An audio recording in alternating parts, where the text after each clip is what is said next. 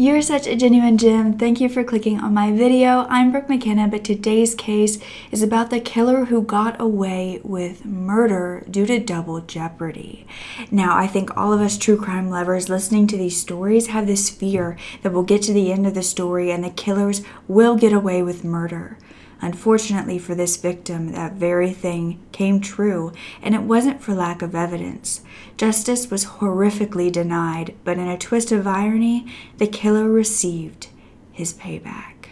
If you don't know, it's my absolute passion to tell these stories. I mean no harm or disrespect when I do so. So if that's something you'd like to support me in doing, all you have to do is make sure you are subscribed with the post notification bell on, giving this video a thumbs up, and leaving a nice comment down below. Now let's get back to the story.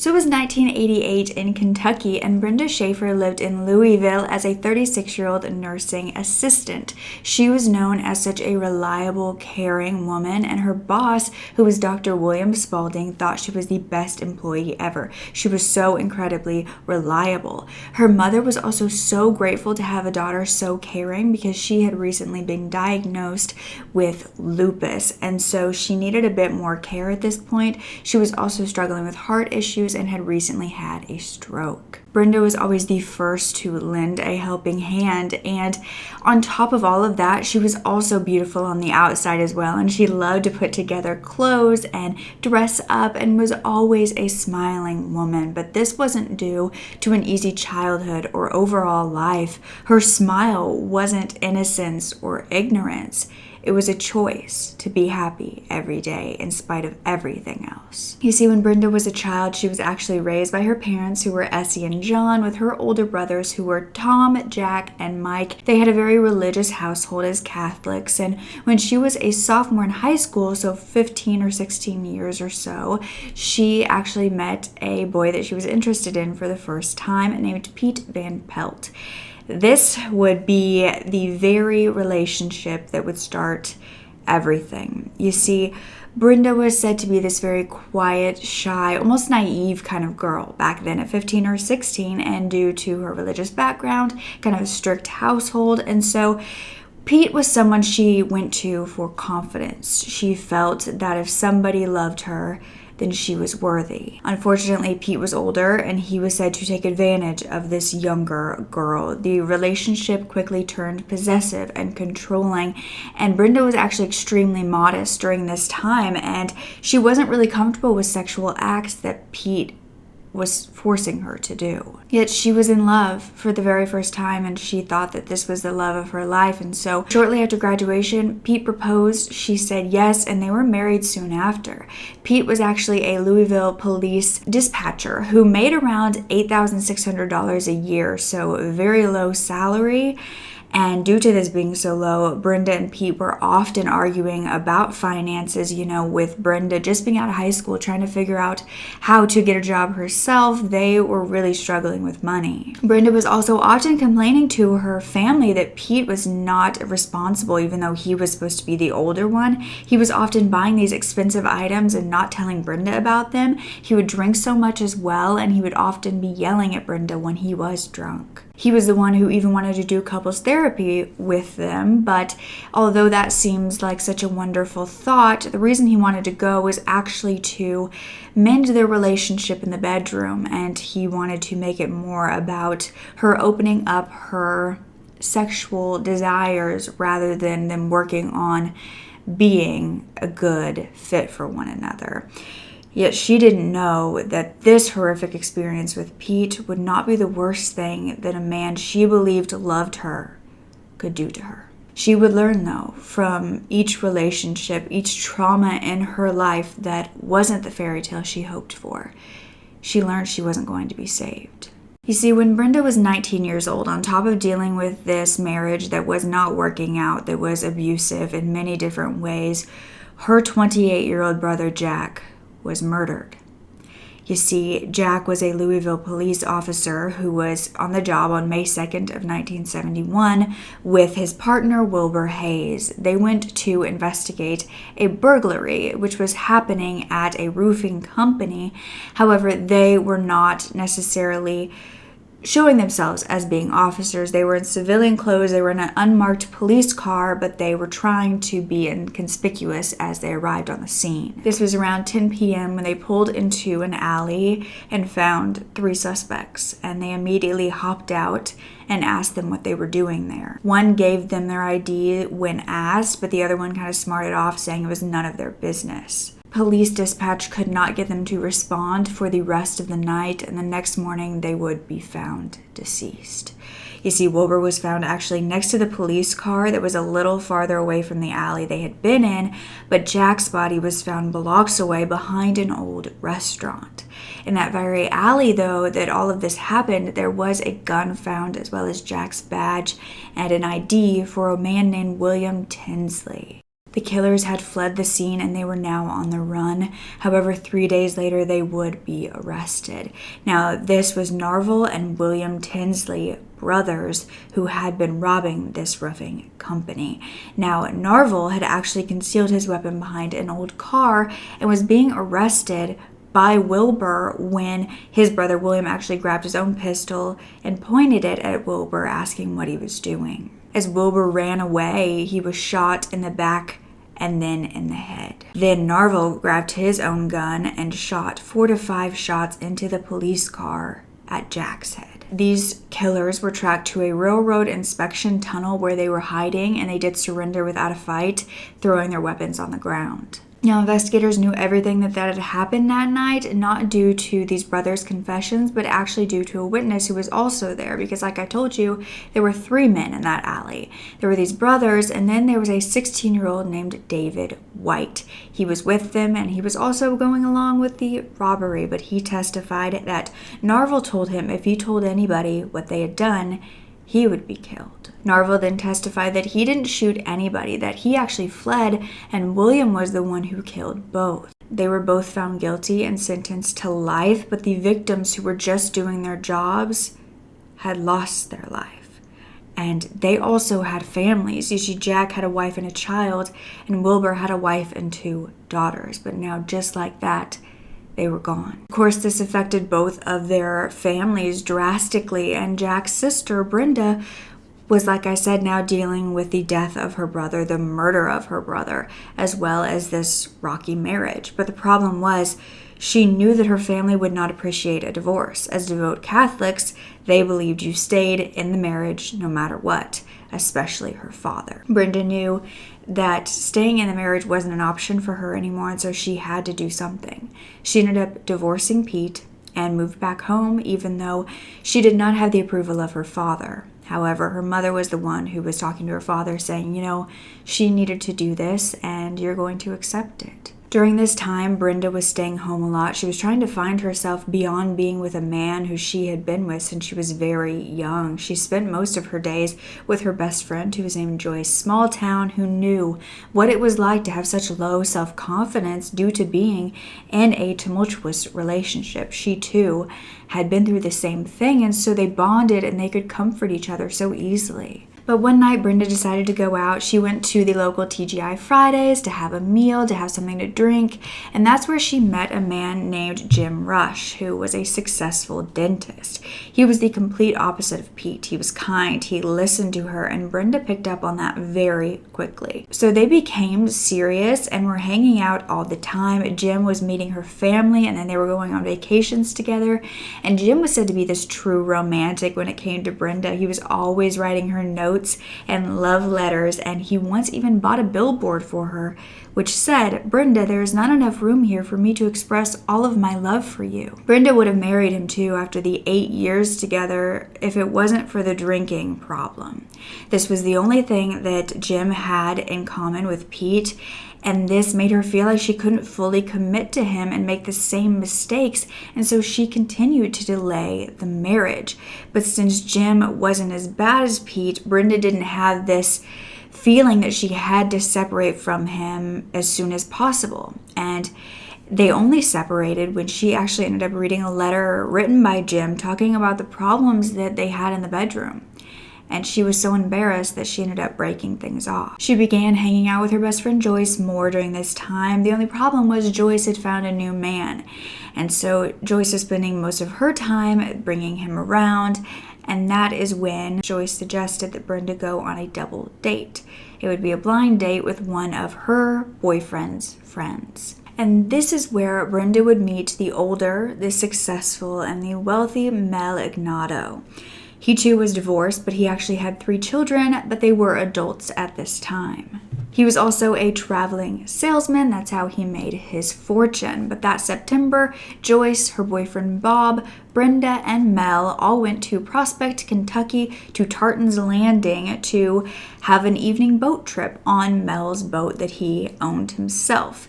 Now, this date went exceptionally well for everyone, and Brenda found Mel to be genuine and caring as well. And the next night, Brenda was actually asked back out with Mel to go to his boat again, just the 2 of them.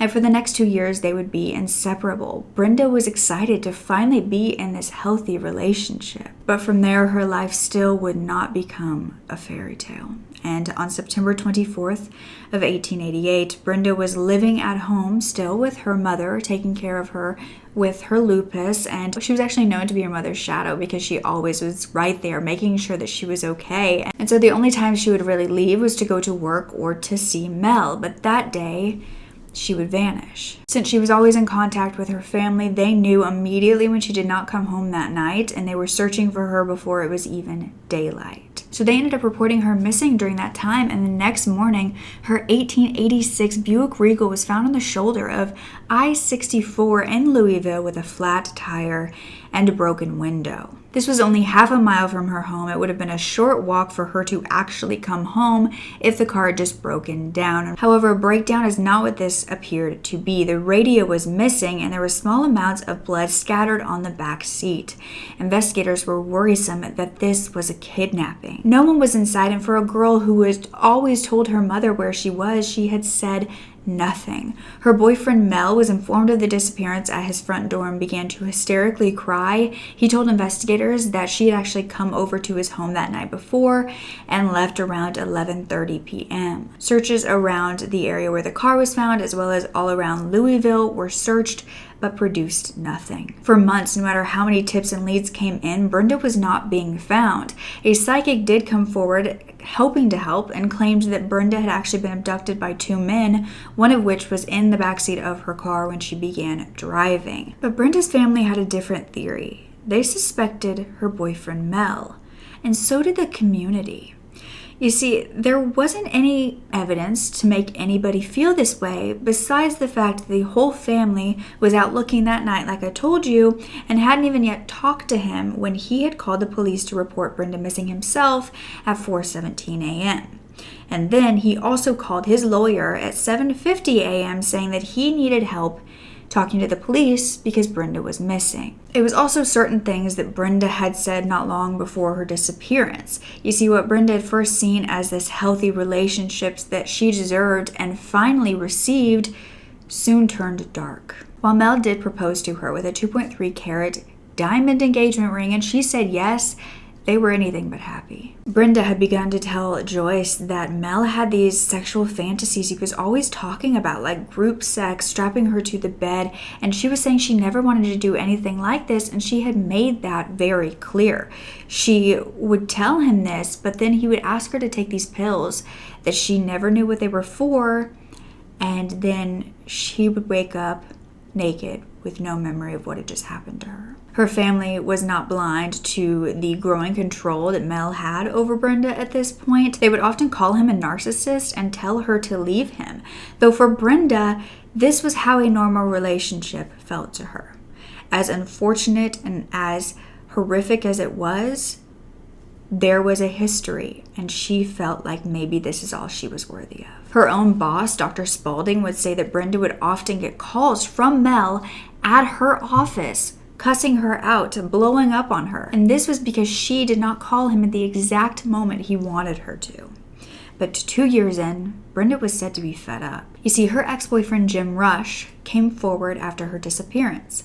He said that Brenda had contacted him to tell him about how Mel was treating her, and Jim agreed to meet her, listen to her, and then told her what everybody else was telling her, that she needed to leave. Jim claimed that 3 days before she vanished on September 21st, she had called him to tell him she finally broke up with Mel. She said the only reason she was going to ever see him again was to give him back his things. Mel claims, though, that night that he had seen her, he had picked her up for this one last date to see if they could mend things. And they ended up driving around, but not in his Corvette because it was having tire problems. So he picked her up, and then they went to the Oxmoor Shopping Center at around 6:30 p.m. and then went to Captain's quarters before Mel dropped Brenda back off at home around 11:30, and he said after that he actually went to Skyline Chili and ordered spaghetti and chili with a soft drink around midnight. When investigators looked into this, though, it was found that when he was helping search the next morning, he was driving his Corvette like it had no tire problems. He also wasn't seen by the manager at Skyline Chili. One did say they thought that they may have seen him, but nobody could be certain. So investigators believe that that night Brenda had gone out with him not to repair the relationships, but to tie up loose ends from the breakup, a breakup that Mel was refusing to have. Brenda's brother, Tom, said that Brenda had told him the breakup was due to Mel's abusive behavior and that she was actually deathly afraid of him. One of her brothers also told investigators after Brenda had vanished that Mel had come over to their house, Brenda's house, and asked to go to her bedroom and be left alone so he could pick up vibrations about where she might be. After hearing this, investigators did put a surveillance camera inside that room, hoping that he would come back and they would catch him in the act of stealing or placing something, but unfortunately he never did, so they did not have that evidence of him planting or stealing a thing. Yet Mel was still insistent that they had set a wedding date, they had a great relationship, and he told the reporter that the fact that investigators were looking into him as a prime suspect made him a little nutso, and he was at a loss as much as anybody else. Investigators did get a search warrant to look inside his home, which he did live with his parents as well.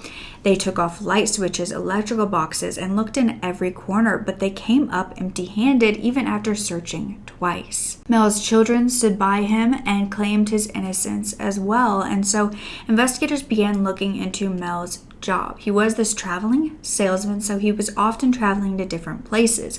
He would do business in Miami, Hong Kong, and there were rumors that he was involved in sex crimes or was even a major drug dealer because nobody really knew exactly what he did. The FBI was then put on the case due to the international connections, and then they received a tip saying that Mel once took a trip to pick up $100,000 in cash. There were many suspicious things surrounding his job, and agents went to several different areas that Mel did business, hoping to find something that gave them clues as to where Brenda had gone. The most worrisome theory being that Brenda could have been sold into sex trafficking. A year later, with literally nothing to go on and a suspect that no one believed was innocent, they asked Mel to testify in front of a grand jury that he was not involved. It was like their last-ditch effort. Mel Ignatow was arrested this morning at his Eastern Jefferson County home. He has been a major suspect in the Brenda Shaffer case since her disappearance in September of 1988. Her car was discovered abandoned on Interstate 64. Some blood was found inside the vehicle. Last night, police were searching for the woman's body in back of Thomas Jefferson High School. Lieutenant Louis Sharber says they developed new information on the case during the past 24 hours. Can you tell us what led you all to do this on this particular morning? No, we had some information that developed earlier yesterday, and we followed it through until this conclusion today. Apparently, investigators have a witness in the case, though they will not confirm it. But according to the arrest slip, Ignatow strangled Shaffer to death. The 51-year-old has also been charged with unlawful imprisonment, sodomy, and sexual abuse. And his only criminal history was actually spending 30 days in prison for 2 counts of tax evasion 4 years prior. And so he began talking on the stand about his alibi, and this was actually a news story. You see, the night that Brenda had gone with him, he said she actually dropped off the jewelry at his home and left at 11:30 p.m., and he spent the rest of the night with another woman. Now, from friends and family, the items that Brenda would have dropped off would have been her engagement ring and all of the jewelry Mel had given her over the relationship. Now, of course, investigators had to find this woman that he had been with that night, and it was actually found that she was 38-year-old Mary Ann Shore, who was actually his ex-girlfriend. Now, when she was contacted, she agreed to testify before a grand jury as well. She took the stand, she was answering questions, but her statements weren't adding up, and so they put more pressure on her. And as the prosecution pressed her to answer truthfully, she ended up running off the stand. Investigators knew she had more to tell, and so they brought her in and they began questioning her, and eventually she did break. Mary Ann began to say that Brenda had actually come over to her house with Mel that night for a sex therapy class. Mel told Brenda that it would jolt her into better sex, but it quickly turned dark as Brenda tried to leave, and Mel stripped her nude and tied her to a glass coffee table. Mary Ann said Mel then tortured, sexually assaulted her for hours. This was with the supplies that Mel had asked Mary Ann to buy prior. Mary admitted she knew all this was coming because Mel had actually written it down what he was going to do on a piece of paper. They had also scream tested the house prior to see if anyone would be able to hear Brenda scream. Mary then took photos of this torture while it was happening, and hours later, Mary claimed that Mel suffocated Brenda with chloroform and buried her in a hole behind the house, a hole that was already dug weeks prior. After hearing this confession from her, Mary Ann was asked to help them catch Mel in return for a lesser sentence for her part in the murder. She would only be charged with tampering with evidence. So she ended up agreeing to wear a wire for her next talk with Mel. What investigators heard was enough to charge Mel Ignatow with murder, or so they thought. It also helped that 1 year and 2 months after her disappearance on January 11th, 1990, Mary Ann took investigators to a house on Popular Level Road in Louisville. It was a small home with 2 bedrooms, and there was woods in the back. A German Shepherd dog named Bingo led them to her body. It was a shallow grave where Brenda had been buried in garbage bags and had been tied up with ropes. And another garbage bag was actually her neatly folded clothes. As she was taken in for an autopsy, they realized she was already very badly decomposed. However, the medical examiner was still able to determine she had been badly abused, but the blood and semen they found were decomposed as well and could not be identified. And before Mel could be taken to trial for the murder of Brenda, both of her parents passed away. Essie and John had been said to be so horrified, stressed out that now their second child had been murdered, and their friends and family claimed that they died due to the heartbreak and stress of Brenda's death. Now the trial began outside of Louisville due to the media attention, and the wired conversation between Mary Ann and Mel was the main evidence that the prosecution had. As it played in the courtroom, the jury heard Mel yelling at Mary Ann for letting the FBI rattle her and telling her not to take a lie detector test. He said, "They can't force you to talk, they got nothing." She began to say that she was afraid that the property behind her house was going to be sold and developed. And Mel told her he wasn't worried because that place we dug is not shallow. Beside that one area, right by where that site is, does not have any trees by it. Now, hearing this in the courtroom wasn't as clear and crisp. It was muffled. It was hard to understand. But this is when Mary Ann would take the stand to testify once again.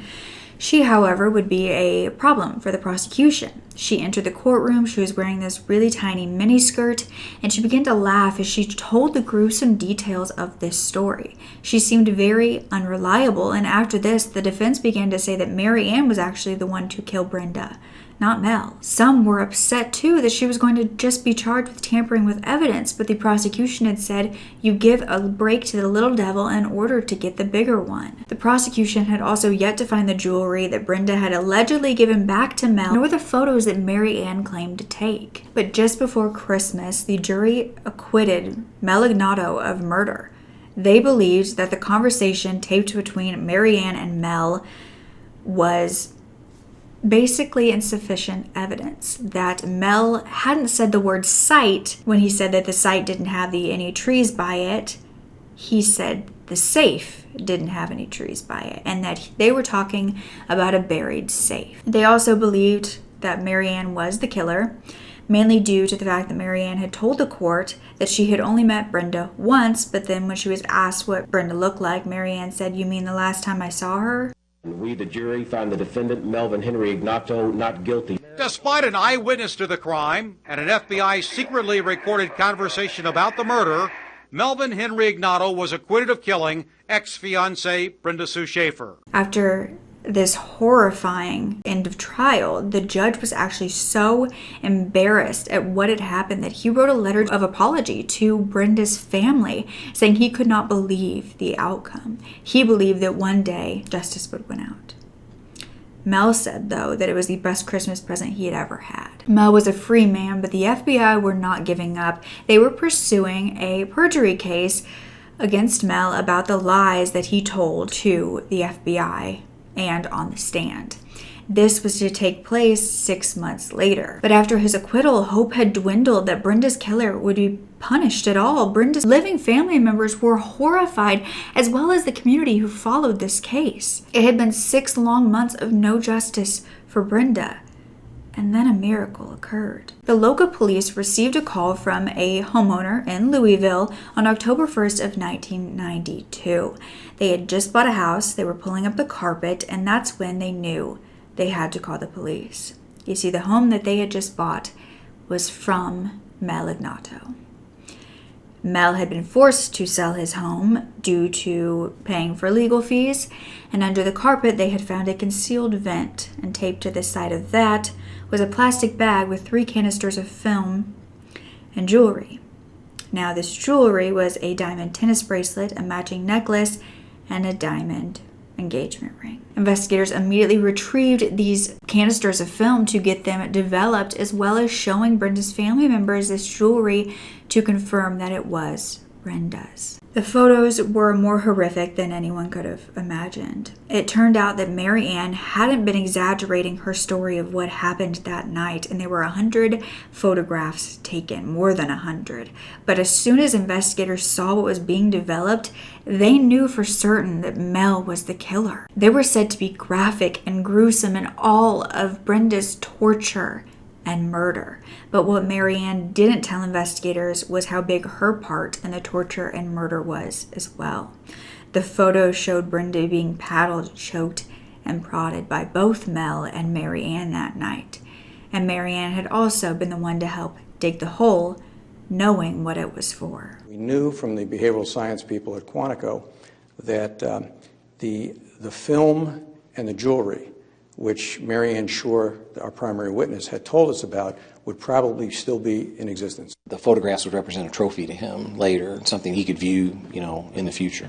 When they dug into why Marianne would possibly help with this, it was said that they began dating 2 years before Mel and Brenda met, and their relationship was said to be exciting and romantic, and Mel would often send Marianne these sexual notes at work, and Mel would also have her sexercise to remove fatty tissue and give her multiple choice quizzes to know more about her sexual preferences. When they had broken up, though, Marianne hadn't seen it coming and was devastated. She had been in love, but it turned out Mel had only wanted her for the sex.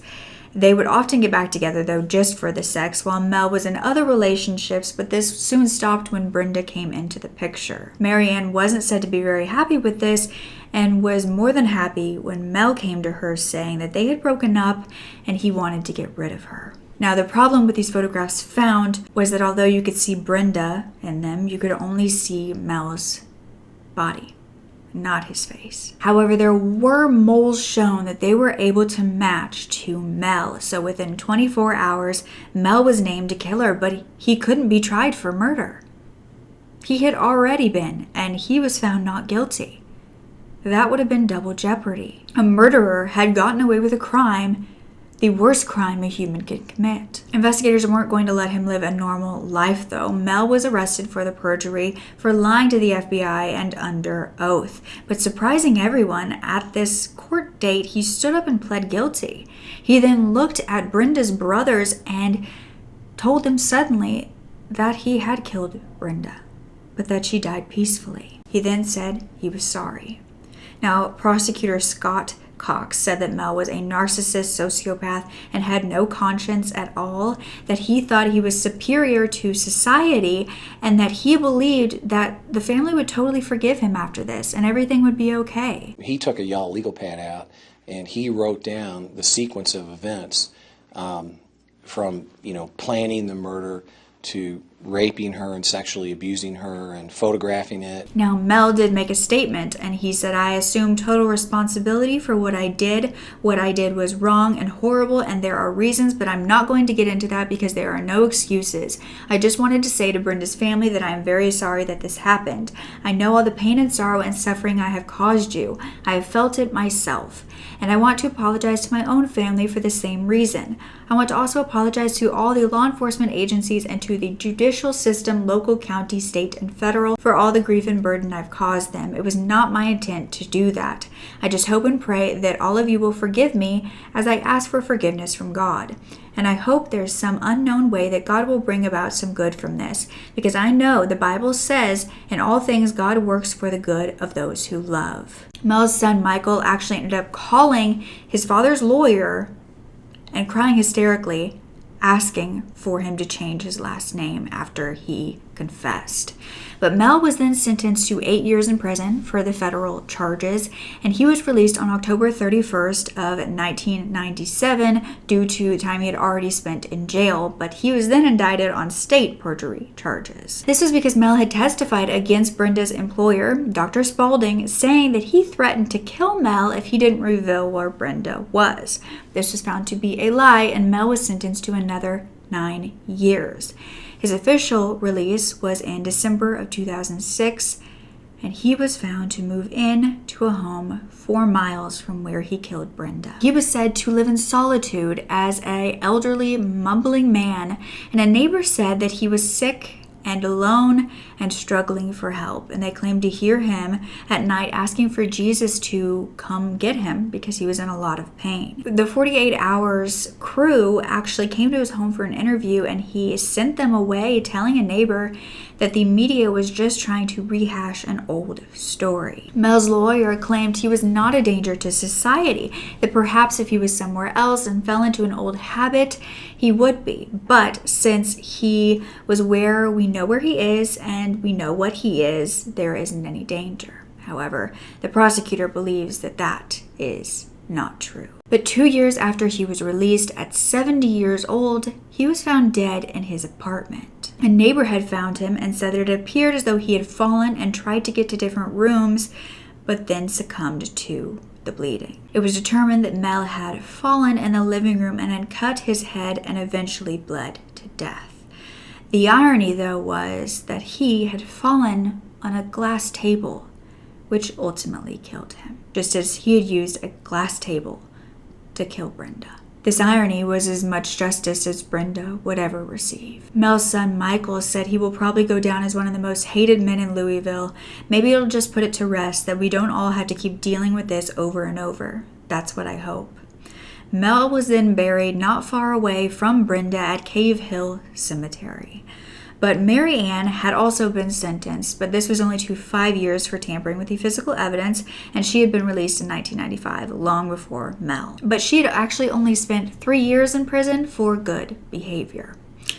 But then at the age of 54, 4 years before Mel died, she died in the hospital due to heart complications. How do you think Mel was acquitted to begin with? Should Mary Ann have gotten this plea deal for her testifying when her testimony didn't get the killer behind bars? Do you think Mary Ann had more to do with the murder? Should she have gotten a longer sentence? How strange is it to you of the irony of Mel dying in the same exact way Brenda did? Sometimes I think that the world works in very mysterious ways, and although justice was not given to Brenda, I think that that was a small piece of the universe giving her something, giving her family that feeling of maybe we didn't get what she deserved, and we can't take that back now, but we have this. I find that this is incredible injustice, and a murderer literally got away with murder. And the fact that it was only 6 months after he was acquitted. It's not like, oh, they took another 20 years to find evidence or to realize that this was the killer. They knew. They knew from the very beginning. Everybody did. And then only 6 months later, they could prove it. And then there was nothing they could do. I mean, I'm glad that they still pursued him getting some sort of sentence and not just letting him live as a free man. But in his eyes, he was free. He was free from that murder charge. But I think by sharing Brenda's story, he gets away with murder a little less. Because people know what he did. People know he was a killer. But don't ever forget to speak up. Your voice is powerful enough, and I love you to absolute pieces. Okay, bye.